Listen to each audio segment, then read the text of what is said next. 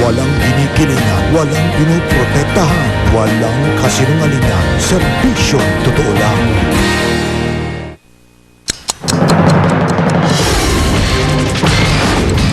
Bagong PNP Chief Raul Bacalso, isa raw sa mga tumatanggap ng weteng payola. Ayon kay Sandra Cam, Bacalso itinanggi ang akusasyon.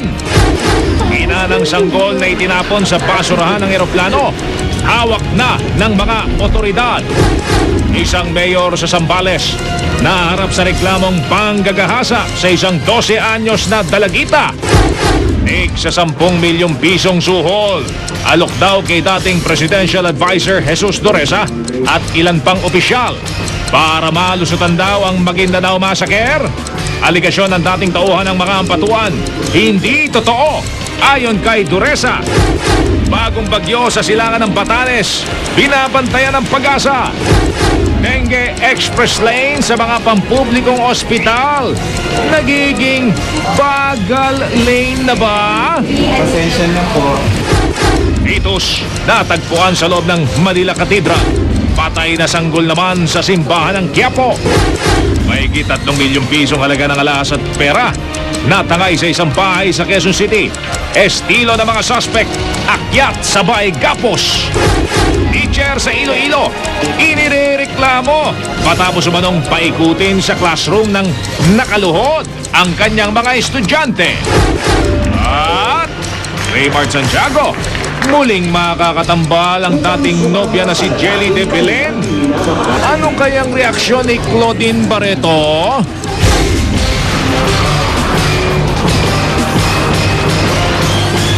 Mula sa GMA Network Center, narito si Mel Bianco, Mike Enriquez. Ito ang 24 oras.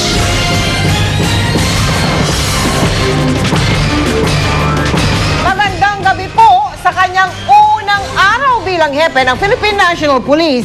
Issue ng weteng ang sumalubong kay Police Deputy Director General Raul Bacalso. Ayon sa dating testigo sa weteng na si Sandra Cam, kung inyo po siya natatandaan pa, kasama raw si Bacalso sa mga tumanggap ng weteng payola noon. Nakatutok si Tina Panganiban Perez.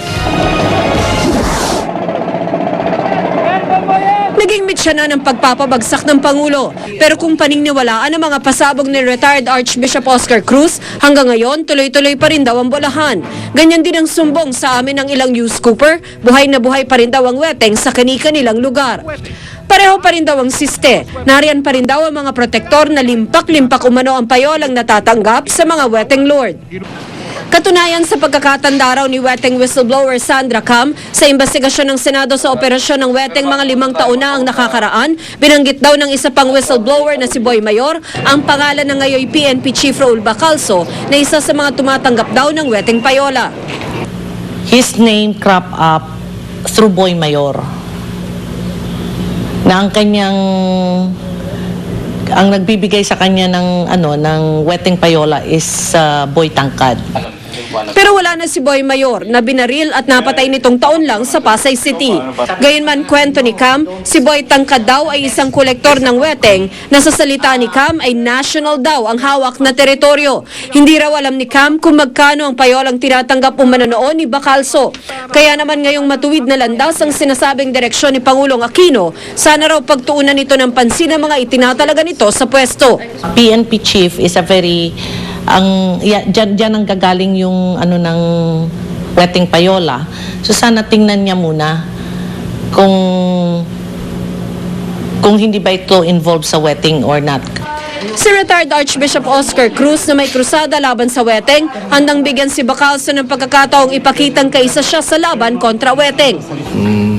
Ang gusto lang namin siya na mabigyan siya ng pagkakataon para naman patunayan niya na pwede sana siyang makatulong.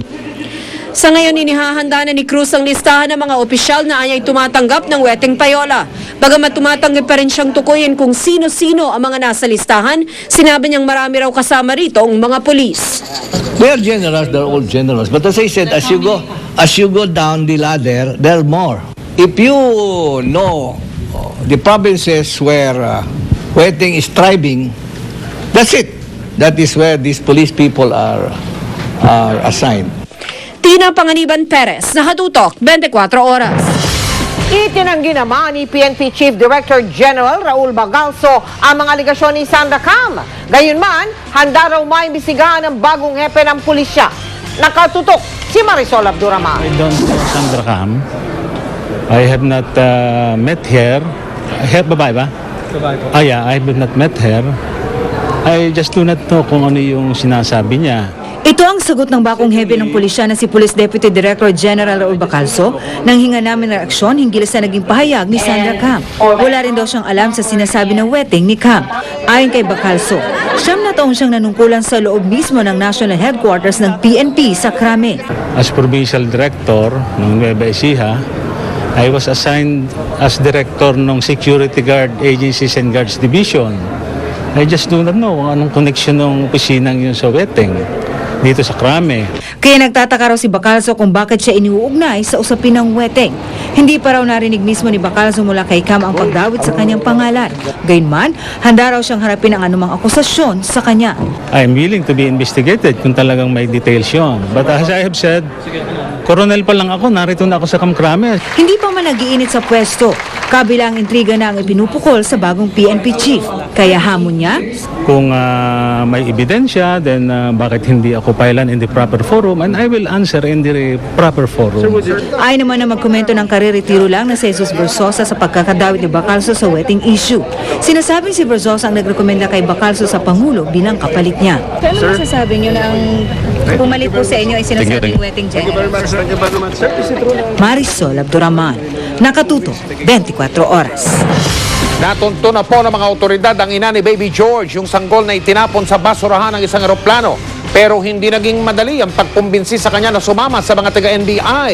Mula sa lungsod ng Maynila, Nakatutok Live si John Consulta. John?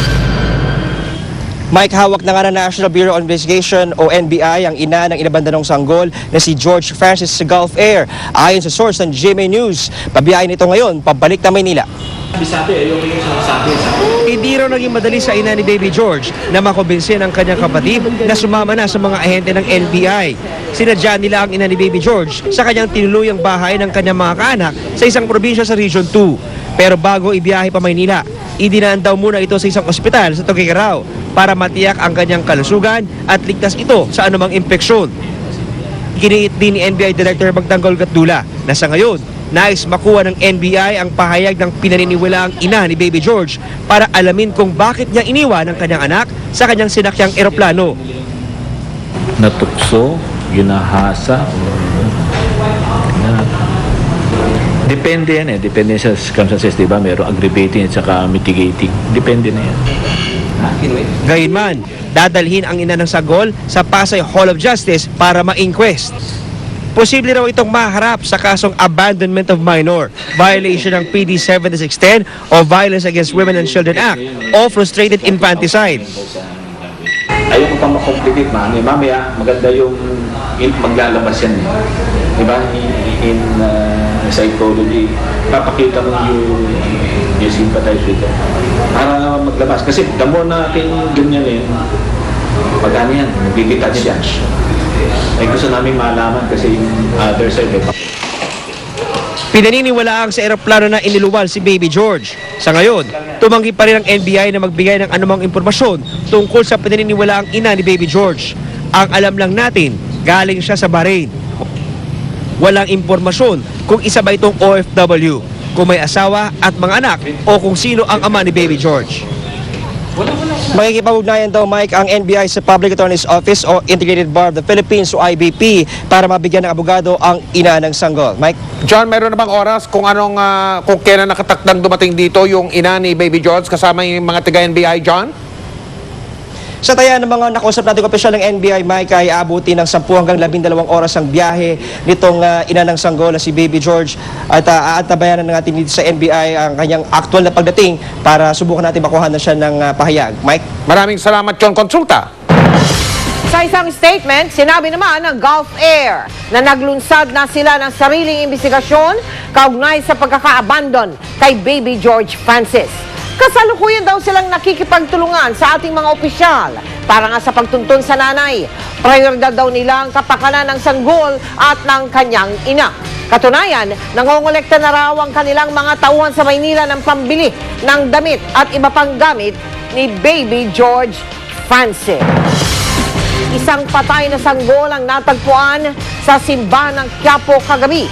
Bago nito, isang fetus din ang nakita naman sa loob ng Manila Cathedral. Nakatutok si Cedric Castillo. Babae? Halos kalahating talampakan lamang ang haba at nakakabit pa sa bahay bata ang inabando ng fetus na ito na pinaniniwala ang may 6 hanggang 7 buwan na. Mag-aalas 5 ng gabi natagpuan ang isang nagsisimba sa Manila Cathedral sa Intramuros ang fetus. Nakabalot umano sa plastic bag at mistulang basura raw na iniwan na lang sa loob mismo ng simbahan. Pansin na lang ng isang churchgoer doon na mayroon na iwang plastic bag doon sa loob ng church malapit sa mga bench. It was a victim of a induced abortion. Makalipas ang halos 2 oras, mag-aalas 7 ng gabi sa loob naman ng simbahan ng Quiapo, natagpo ang nakasilid sa plastik ng basura ang isang wala ng buhay na lalaking sanggol. Nakakabit pa sa pusod ng sanggol ang isang aparato na pang-ospital. Gayunman hindi pa matiyak kung buhay pa ito nang lumabas sa sinapupunan. Positive sir na galing ospital yun sir. Kasi nakita sir, yung ipit na ganun sir, positive yung galing ospital yun. Ang kumuputol nun, talagang mga doktora, mga anak. Walang nakapagturo sa mga otoridad kung sino ang nag-iwan sa fetus at sa sanggol. Bagamat parehong sa simbahan at sa magkalapit na oras na tagpuan, wala raw matibay na basihan para pag-ugnayin ang dalawang insidente. It's just a coincidence siguro na maano na nagkaganon sa parehong simbahan pero magkaibang lugar.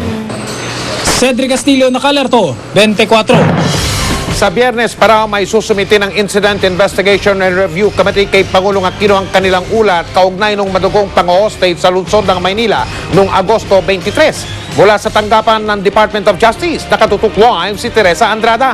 Teresa? Mike, 85% na raw na kumpleto ang report ayon mismo kay Justice Secretary Laila De Lima. Ngayong gabi, magpupulong ulit ang review committee para naman sa pagpapatuloy ng pagbalangkas ng report. Humingi pa ng 2 araw na palugit ang review committee kay Pangulong Aquino para maisumite ang final report sa hostage crisis. Imbis na ngayong araw, sa Biyernes na raw nila ito matatapos. Paliwanag ni IIRC Chairman Secretary Laila De Lima, may ilang aspeto pa ng report ang kailangang busisiin. Kabilang daw dito ang mga rekomendasyon ng komite. Ang aspeto ng accountability at command responsibility ng ilang opisyal at personalidad sa madugong pagwawakas ng pang-hostage. Tumanggi muna si De Lima na banggitin kung sino-sino ang mga dapat managot sa insidente. Pinapolish namin kasi yung certain portions, especially the evaluation. There's a portion on the evaluation of the CMC and the police actions, a portion on the evaluation of the media actions. And then there are conclusions. There is a portion on conclusions including accountability of certain officers and personalities. Hihintayin rin daw ng komite ang resulta ng analysis ng forensic expert na si Dr. Raquel Fortun sa distansya ng baril na kumitil sa buhay ng 8 hostage sa bus. Pero hanggang ngayon daw, hindi pa rin natatanggap ng komite ang resulta ng manual ballistics test mula sa forensic experts ng PNP at NBI. Aabutin pa raw ito ng 2 linggo bago matapos. Kaya para hindi na pabinbin, ang resulta na lang ng ballistics exam ng Hong Kong ang isasama nila sa report. The incompleteness of the ballistic examination results does not prevent us from submitting this report that we are now finalizing on Friday. Magugunitang sa partial ballistics report na inilabas ng NBI, natukoy na sa hindi bababa sa 41 bullet holes na tinamo ng hinostage na bus, 30 ang tiyak na hindi galing sa hostage taker. Pero tinukoy man ang trajectory sa report, hindi naman tinukoy kung saan nakapwesto ang iba pang namaril. Mike, narito na ngayon sa Department of Justice ilang miyembro ng review committee gaya ni Teresita Angsi at Attorney Roan Libarios. Narito na rin ang forensic expert na si Dr. Raquel Fortun. Mike, bukas magpapatuloy naman ang meeting ng review committee para na nga matapos ang final report. Paniniyak ni Justice Secretary Laila De Lima, pinaka-maximum na raw na deadline yung Biyernes dahil ito ang kanilang ipinangako kay Pangulong Aquino. Mike? Maraming salamat, Teresa Andrada.